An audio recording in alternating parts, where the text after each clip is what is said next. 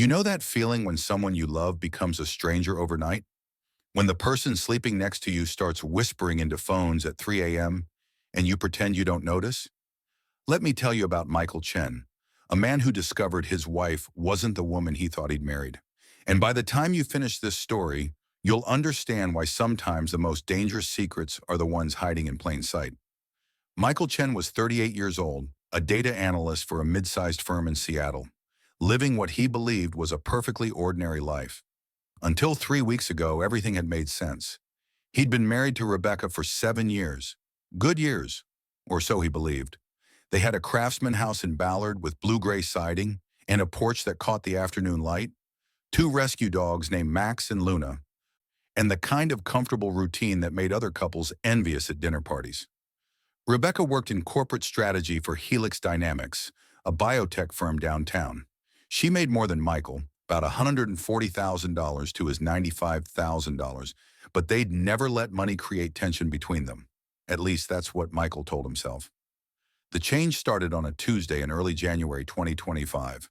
Michael came home from work around 6:30, the Seattle rain hammering against the windows, the house warm and smelling faintly of the vanilla candles Rebecca loved. She was in the kitchen, but something was different. Her laptop sat closed on the counter, unusual for a woman who typically worked until 8 p.m. most nights. And beside it, face down, was a phone Michael had never seen before. "New phone?" Michael asked, setting down his messenger bag, his voice casual but his instincts already prickling. Rebecca's hand moved to cover it, subtle but unmistakable. "Work thing," she said quickly, too quickly. "They're rolling out new security protocols. Everyone on the strategy team got one." Her smile was bright, too bright, the kind of smile people wear when they're hiding something they don't want you to see. That night, Michael woke to use the bathroom around 2 a.m. The bedroom was dark except for a faint blue glow coming from somewhere near the closet. Through half-closed eyes, he could see Rebecca sitting on the floor of their walk-in closet, the door nearly closed. Her voice a hushed whisper he couldn't quite make out. The light from the mysterious phone cast shadows across her face, making her look like a stranger. When Michael shifted in bed, the mattress creaking softly, the light went dark immediately. Rebecca returned a minute later, slipping under the covers like nothing had happened, her breathing carefully controlled. "Everything okay?" Michael murmured into the darkness. "Fine," she breathed, her voice tight. "Just checking some Asia-Pacific emails. Go back to sleep." But Michael didn't sleep. He lay there in the darkness, listening to her breathing, feeling the space between their bodies like a canyon that hadn't existed before, wondering when his wife had become someone who hid in closets to make phone calls. Over the next week, the pattern intensified like a storm gathering strength. More hushed calls always on that second phone, more careful movements, guarded and deliberate. Rebecca started password protecting her laptop, something she'd never done in 7 years of marriage.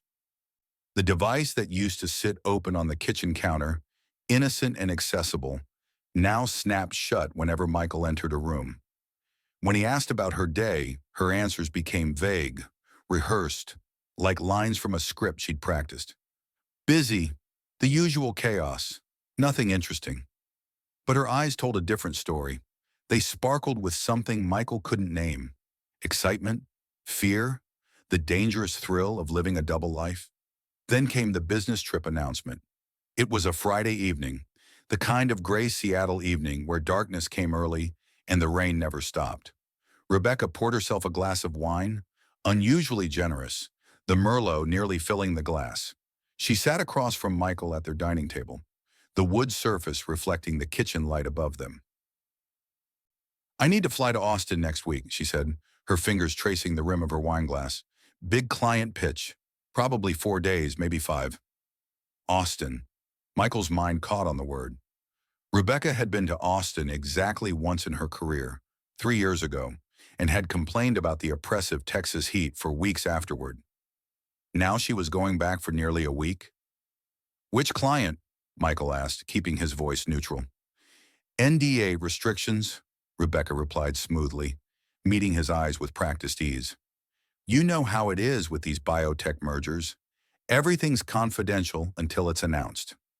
The explanation was reasonable. The delivery was not. Something in the way she held herself, shoulders just slightly tense, told Michael she was lying. That Sunday, Michael watched Rebecca pack from the bedroom doorway. Designer luggage he didn't recognize sat open on their bed, expensive and new, the leather gleaming under the overhead light. She folded clothes Michael had never seen her wear before, sharp blazers and silk blouses that looked like they cost more than their monthly grocery budget. Each item was placed with careful precision, like she was preparing for something far more important than a business pitch. When Michael commented on the new wardrobe, Rebecca laughed, the sound light but forced. "Company wardrobe budget," she said, not looking at him. "Helix is finally treating the strategy team like we matter." But her hands trembled slightly as she zipped the suitcase closed. Monday morning arrived cold and gray, the Seattle dawn barely lighter than night. Rebecca's Uber pulled up at 5 a.m., earlier than any flight to Austin required. She kissed Michael goodbye in the doorway, her lips soft against his cheek, her perfume something different, something darker and more expensive than her usual scent. It smelled like money, like power, like secrets. "Love you," she whispered against his skin. "Love you too," Michael said, and watched the taillights disappear into the rain, red lights blurring in the downpour like blood in water. The house felt wrong after she left. Too quiet, too empty. Max and Luna, their two rescue dogs, a golden retriever mix and a border collie, wandered from room to room like they were searching for something missing.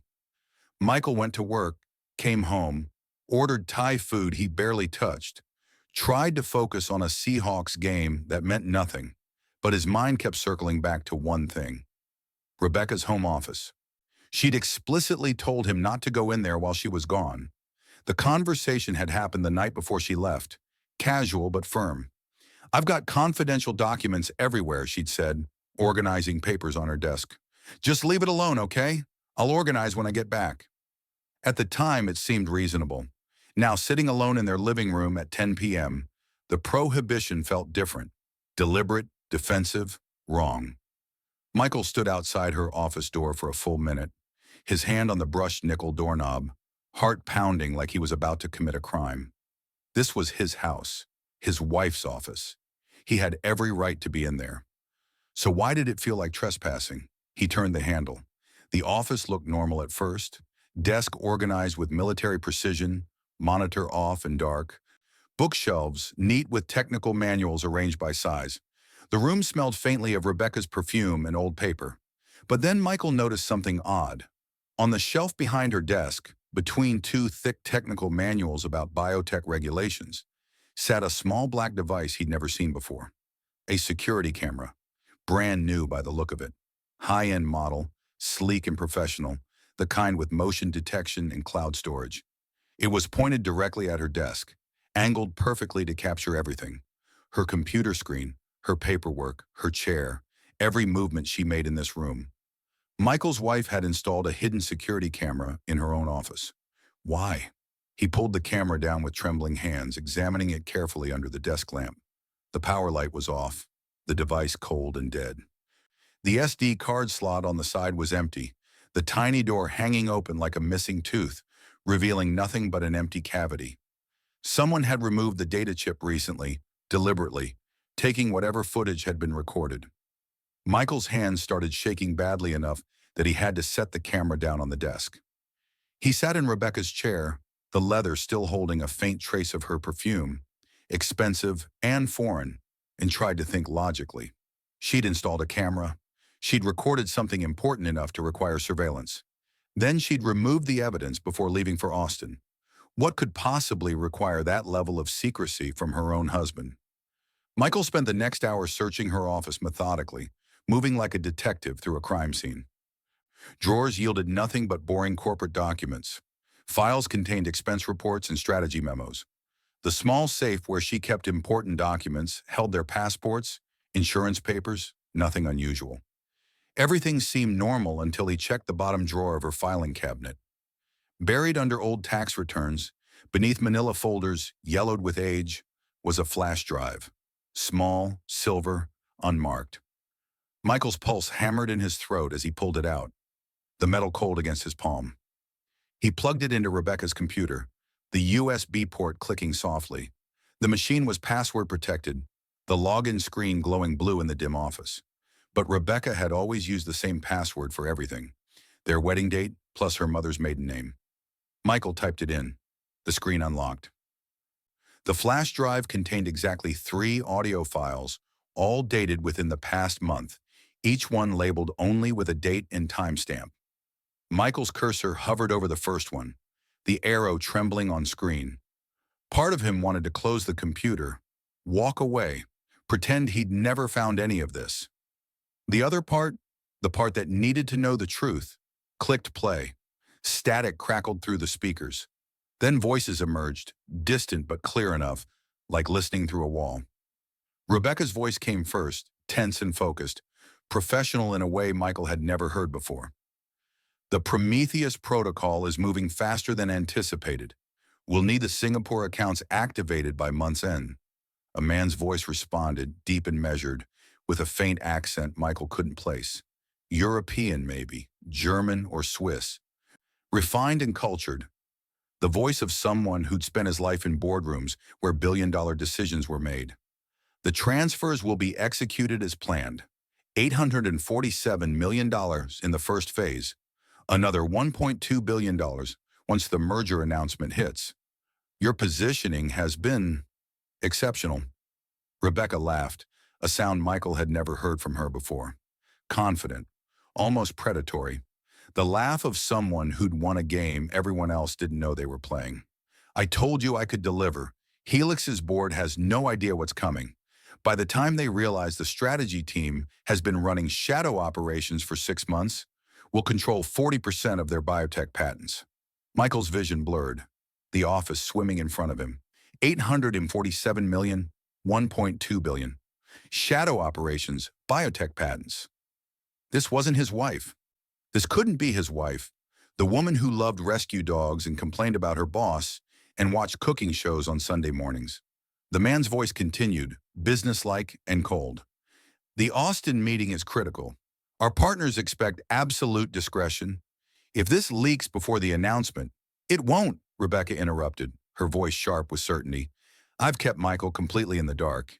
He thinks I'm some mid-level strategy consultant playing corporate politics. He has no idea what I'm actually building. The audio cut off abruptly, leaving only silence and the hum of the computer fan. Michael sat there in his wife's chair, staring at the computer screen, his entire reality fracturing like glass under pressure. 7 years of marriage, 7 years of coming home to each other, sharing meals, making plans, building what he thought was a partnership based on honesty and trust. And she'd been living a completely separate life, one where he was nothing more than a convenient cover story. He played the second audio file with numb fingers that barely felt the keyboard. More conversation. Names Michael didn't recognize. References to offshore accounts, shell companies, regulatory loopholes. Rebecca's voice throughout, commanding and strategic, orchestrating something massive that Michael couldn't fully comprehend. She spoke in code phrases and financial jargon, discussing wire transfers and corporate structures with the fluency of someone who'd been doing this for years. But one phrase repeated 3 times, always in the man's voice, always with a note of finality. Echelon sends regards. Echelon.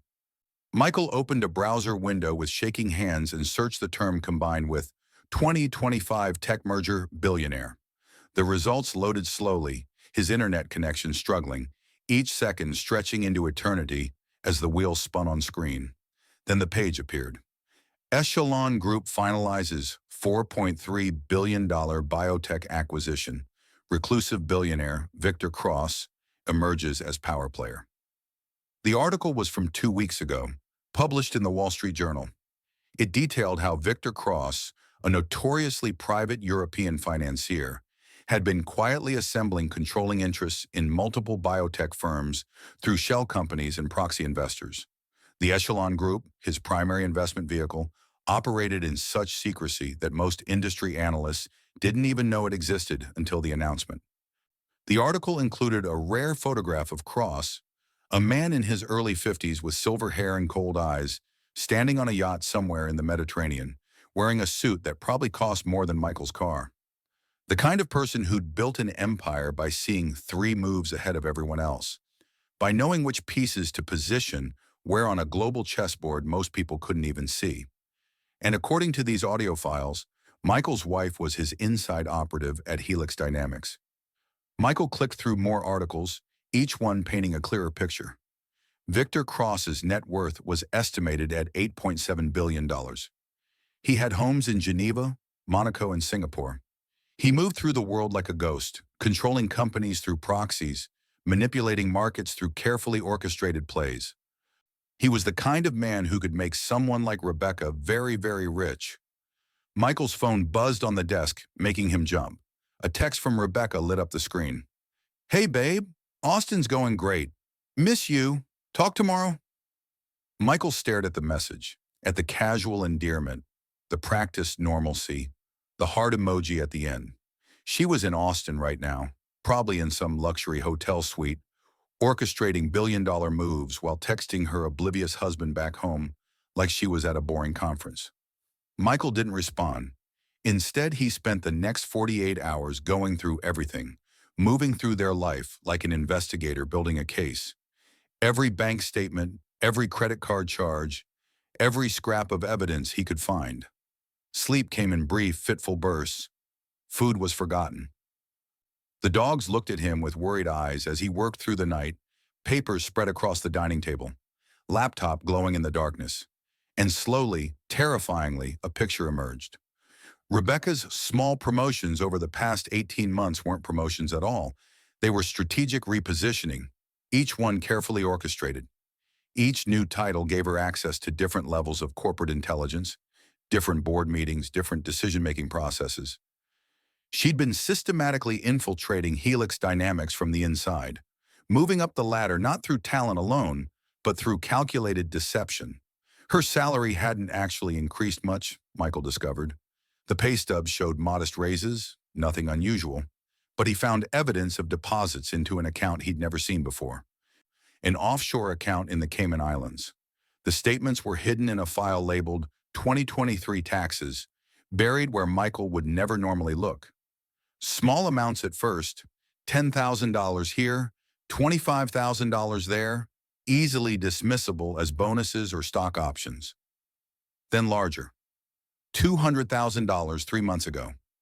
$500,000 6 weeks ago, right after Christmas. Michael's wife was being paid a fortune to betray her own company, and he'd been sleeping beside her the entire time, completely clueless, kissing her goodnight while she counted millions in secret accounts. Thursday afternoon, Michael's phone rang. Rebecca's name lit up the screen, her smiling photo from their honeymoon in Maui mocking him. He almost didn't answer, but curiosity, dread, some toxic combination of both, made him pick up. "Hey," Michael said, his voice sounding hollow even to himself. "Hey!" Rebecca sounded bright, energized, practically vibrating with success. "How's everything? How are Max and Luna?" "Fine, they miss you." "I miss them too, and you." A pause, and Michael could almost hear her smile through the phone. "Michael, is everything okay? You sound weird." For a moment, Michael almost told her, almost said, "I know everything. I found the camera, I heard the audio. I know about Victor Cross and Echelon and the 847 million. Instead, he forced his voice to sound tired. "Just tired. Long week at work." "I get it. Hey, actually, I'm flying home tomorrow instead of Sunday. Wrap things up early. I should be back by dinner time. Maybe we can get Thai food? That place you love?" Michael's stomach turned. The casual suggestion of their favorite restaurant, like nothing had changed, like their entire marriage wasn't built on lies. "Sure, sounds good." "Great. Love you, babe." "Love you too," Michael said automatically, the words feeling like ash in his mouth. He ended the call and sat there in their quiet house, surrounded by evidence of his wife's double life, and tried to figure out what the hell he was going to do. Friday evening arrived with the weight of execution day. Michael had spent all afternoon preparing, moving with grim determination. He'd printed the bank statements, each page damning, saved the audio files to a separate drive that he wore on a lanyard around his neck, insurance against deletion. Compiled a timeline of Rebecca's movements, her promotions, every suspicious detail from the past 18 months, every late night, every business trip, every new piece of expensive clothing. The evidence filled a manila folder that sat on their dining table like a ticking bomb. At 6:47 p.m., Rebecca's Uber pulled into their driveway, the headlights cutting through the gathering dusk. Michael watched through the window as she stepped out, pulling her expensive new luggage behind her, the wheels clicking on the concrete. She looked radiant, successful. Her hair was styled differently, more sophisticated. Her clothes screamed money and power. She looked like someone who'd just closed the biggest deal of her life. She had no idea what was waiting inside. The front door opened with a soft click. Max and Luna rushed to greet her, tails wagging frantically, their joy simple and uncomplicated. Rebecca laughed, dropping to her knees to pet them, her face glowing with genuine affection. The only real thing Michael had seen from her in weeks. "Hi, babies. Did you miss me?" "Of course you did." She looked up at Michael, still smiling, her eyes bright. "Hey, you." "Hey." Something in Michael's voice made her smile falter. The brightness dimmed like a candle under glass. She stood slowly, reading his expression, her eyes narrowing slightly, intelligence calculating possibilities. "What's wrong?" Michael picked up the manila folder from the dining table and held it out to her, his hand steady despite everything. "We need to talk." Rebecca's eyes dropped to the folder. For just a second, less than a heartbeat, Michael saw it.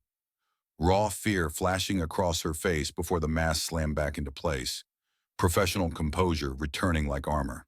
"About what?" Michael opened the folder and pulled out the first page. A bank statement showing the Cayman account. Her name at the top. Deposits totaling over $700,000.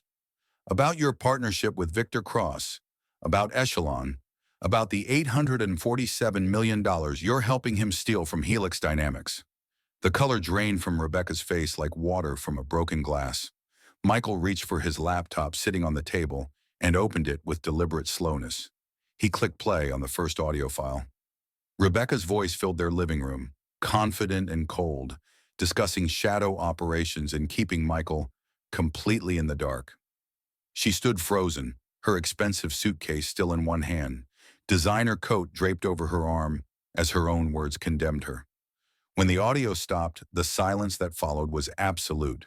Even the dogs had gone quiet, sensing the tension. "Michael," Rebecca started, her voice cracking. "Don't." Michael's voice shook despite his efforts to control it. "Don't lie to me anymore. I found the camera. I found the flash drive. I've spent 2 days going through everything. And I know all of it.